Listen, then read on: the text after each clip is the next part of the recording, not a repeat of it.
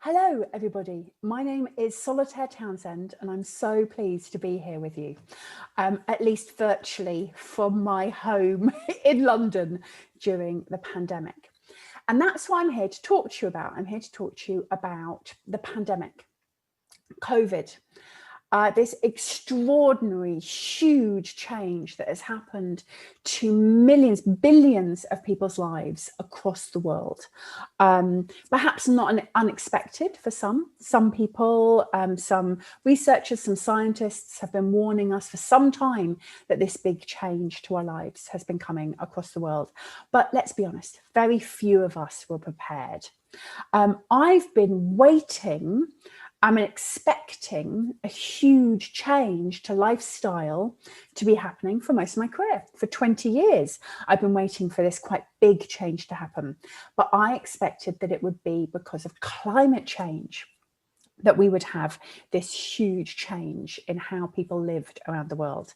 And I will admit that actually the pandemic, this new way of living, has surprised, has been difficult, has been challenging for me, even though I was expecting there to be a big change in our lives. And I think that that's a feeling that across the world, from everywhere in the world that I talk to through Zoom at the moment, through my little computer, through my little camera that I'm talking to you through now, that's what I've seen across the world: shock, dismay, surprise. For some people, for some of our population, actually being more at home, not having to commute, being able to focus perhaps on learning to cook, on more time with our family, there has been some benefits. And for other people, for too many people, this has caused such a negative impact in their lives. Perhaps they've lost their jobs, perhaps they've lost their loved ones. So this is an extraordinary moment, an extraordinary moment. It's also a moment where many people who work in sustainability, many people who work on social and environmental issues, many people who work on climate change, particularly on climate change, have been wondered and been questioned. Do the issues that we are absolutely focused on, the issues that we know to be important, are they going down in priority? Because what we've seen around the world before the pandemic was issues of social and environmental justice, particularly issues of climate change, going up and up and up in interest and in concern for populations all around the world. And we've seen that particularly with young people, with the Fridays for Future, with the young campaigners across the world, with the voice of Greta, but also of the many others, with Vanessa, with Shie, all these fantastic young climate campaigners were really driving a change across the world in how people saw climate change. So is this still there, or has it gone? What I would say is it's still there, it's growing, and it's changing because of the pandemic. So I work at Futerra. Futerra is a change agency. I have 70 colleagues in London, in Stockholm, in New York, in Mexico City, around the world. And 70 of us work on the logic and the magic of sustainability. So the logic of sustainability is we work with big organizations like Google and others to help set their big targets on climate, on circularity, on social justice. And the magic is we also run marketing and advertising campaigns. We worked, of course, with the FSC on your rebranding of Forests for All Forever. We ran their advertising campaign, their adverts in US TV for Fridays for Future. We work with the Lancôme and others to do their communications. And there are hundreds of organizations we work with around the world. NGOs, charities, governments, and a lot of businesses give us a good insight into what's happening amongst the public, because particularly our corporate clients pay a lot of attention. And what we've found, one of the things we've discovered, is how people's behaviours have been changing during the lockdown, during the pandemic. Google particularly has given us a lot of information about this. So during the start of the pandemic, from April through to June of this year of 2020, Google discovered that in Google search, searches for how to live a sustainable lifestyle had increased by 4,550%. It's an increase in searches for how to live a sustainable lifestyle by 4,550%. This is extraordinary. And not just that search term, but search terms around how to recycle, how to compost, how to make my own clothes, how to repair, all these issues, alternatives to milk, how to eat more vegetarian. All of these searches for sustainable lifestyle actions all have increased during the pandemic. In fact, Futerra, we did our own research on this. We did this in partnership with OnePulse, and we surveyed 1,000 people in the UK and 1,000 people in the US. Just a month or so ago, we did this, and we discovered that 80% of people, 80% of people said that they would be prepared to make as many changes for climate change as they had made for coronavirus. And when you consider the changes we've made to our lifestyle for coronavirus, we've changed how we commute, how we live, how we work, how we travel, or everything has changed. 80% of people say that they'd be prepared to make the same changes for climate change. We asked people what changes they'd be prepared to make. So what changes would they be prepared to make for climate change? And wasting less came out absolutely top, over nearly 60%.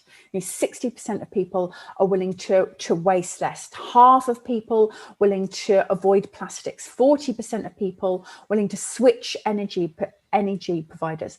Only 5% of people in the UK and the USA, and by the way, we surveyed in rural areas, in cities, men and women, only 5% said that they were not willing to make any changes. So this is really encouraging.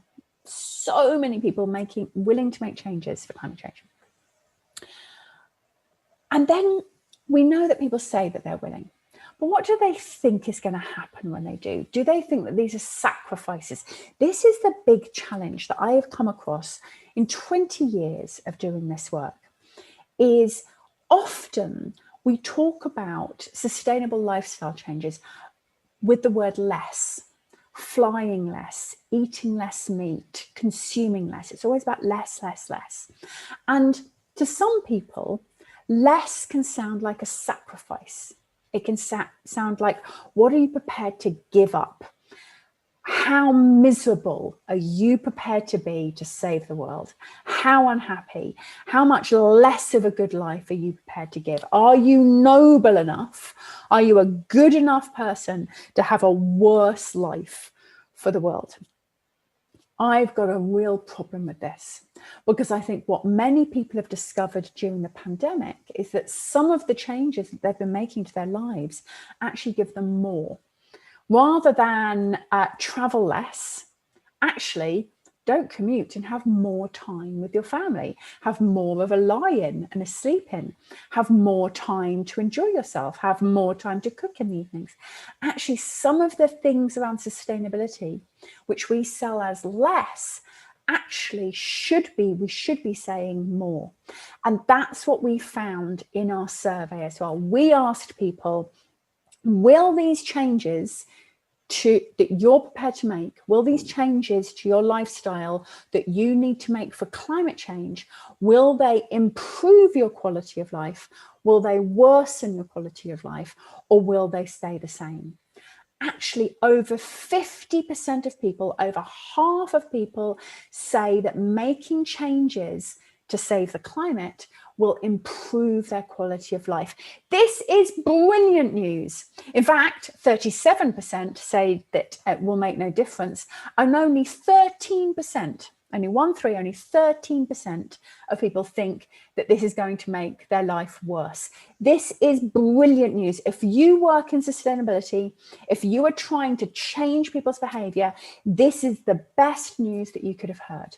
Because what it means is that we are selling sustainability, and I honestly believe that's what we're doing. We're selling sustainability to a population who want it. They want to buy what we're selling. They believe that the changes that they need to make in their life for climate change, they want to make to improve their quality of life. And this is the answer for how, during this crazy COVID environment, this is how we talk about sustainable development. This is how we talk about sustainable lifestyles, about how living more sustainably can make you healthier, about how living more sustainably can give you more time with your family, can improve your quality of life, can improve your sleep, can improve your home. This is the answer, the secret to changing sustainability. Now, there's one other challenge that people make to me when I make this case for sustainable lifestyles, which is, does sustainable lifestyles matter at all? Should we not be concentrating on powerful people, on the business leaders, on the CEOs, on the politicians? Is it not them that should be making the change rather than people power, rather than us? Like, does me switching off my lights and doing my recycling really matter when you've got these decision makers making those decisions? My answer to that is you must have both. You must have both. That if you just try to focus on the leaders, leaders require a mandate. They require their populations to support them in one way or another. Even in situations where there isn't a democracy, you still require some permission from your populations to make the changes that you want to make. There needs to be that popular mandate. And people, individuals, need to have the infrastructure and structure around them to help make a change. But when we think about things such as CFCs, this is CFCs, chlorofluorocarbons, the ban of chlorofluorocarbons in order to try to improve, trying to fix the problems that we made in our ozone layer. That was led by consumer action. Consumers stopped buying CFC products long before the global ban came into play. So this shows how these two things happen. Consumers changed their perceptions. They changed their buying. They stopped purchasing CFC products. That drove the businesses to innovate and to start offering CFC products, which ended up giving permission to the powerful people to ban them. That ban would have been so difficult to bring in if we hadn't have had the consumer action. And I believe that we're beginning to see the same right now with things such as meat consumption.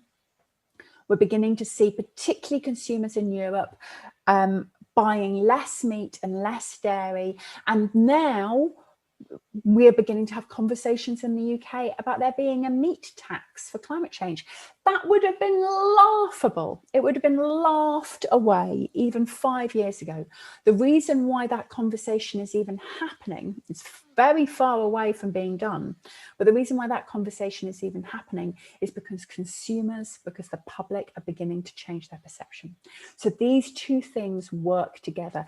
Change public behaviors, change public opinions, change public buying, and it gives permission to the powerful people to make the changes.